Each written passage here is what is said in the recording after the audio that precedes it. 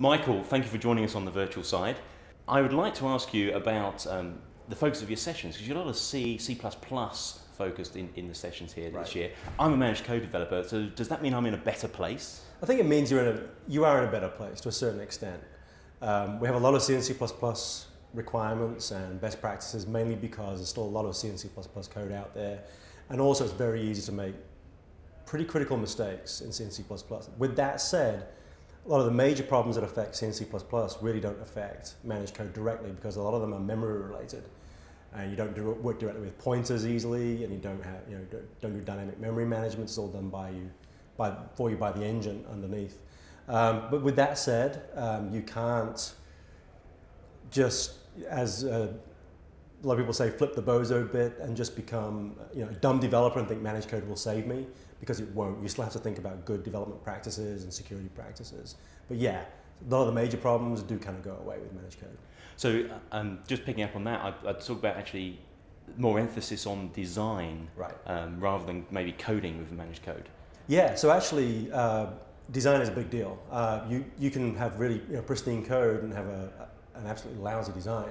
And so that's one of the reasons why we focus on threat modeling and understanding the attack surface of products when you're building them. So you focus more on the design, not just on the coding. Okay. So looking at the different roles in a dev team these days, what's the one thing each of those roles could do to improve security in a project? So I've been asked this question a few times, which is basically one of the most important parts of the SDL, the Security Development Lifecycle. That's a pretty hard question to answer, but I will answer it anyway. If I was a developer, probably the number one skill that has to be learned as a developer is understanding where your data comes from.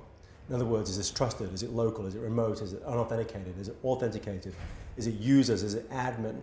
Because the higher or the less trusted the data, the more dangerous the data is. And you've got to make sure that that data is very well analyzed and sanitized and cleaned up. So understand where your data comes from. If I were a tester, probably the number one testing technique would be fuzz testing, which is all about building malformed data on purpose to attack an application to see if the application falls over. In fact, the SDL book that Steve Lippman and I wrote actually has a fuzz testing tool in the back. And there are some good fuzz testing tools out there, but they're worth their weight in gold. You should certainly be fuzz testing. And then from a design perspective, if I was a designer or an architect, I would absolutely focus on threat modeling, which is all about understanding the threats to the software. I'd say those are probably the big three skills to learn. Okay, now you mentioned the security development lifecycle. This is an internal process Microsoft developed for our own software development. How are we actually, bringing that out into the broader software industry? That's a great question, because we've been asked by many people, like, how can they've seen progress that we've made in SDL, in products like Windows Vista, Office 2007, SQL Server. We've been 4 years now with no security bulletins in SQL Server.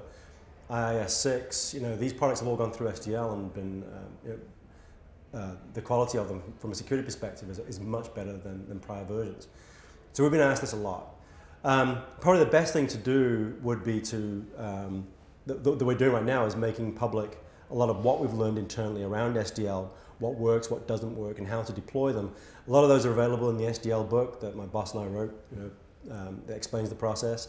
Also, probably if you want to keep on track of what we're doing, go to the SDL blog, which is blogs.msdn.com/SDL, and we will make announcements as to new future releases through that blog. Also, tooling will probably find its way through Visual Studio.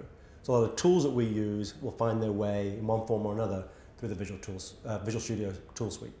So just delving into SDL a little bit more, is it very process sort of bureaucratic in its mechanisms, or is it far more practical in its execution? It's absolutely practical. I mean, we try as hard as we can to streamline that process. And one thing we're working on right now is how, because you've got to realize SDL was really born in Windows, right? Big, long product life cycles where you can afford some bureaucracy.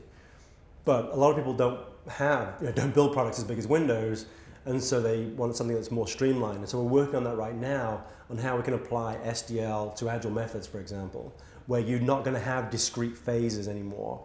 The phase is the iteration, as it were.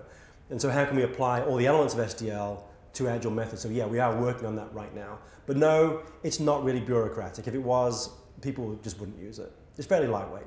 Excellent stuff. Thank you for joining us, Michael. Very welcome. Thank you.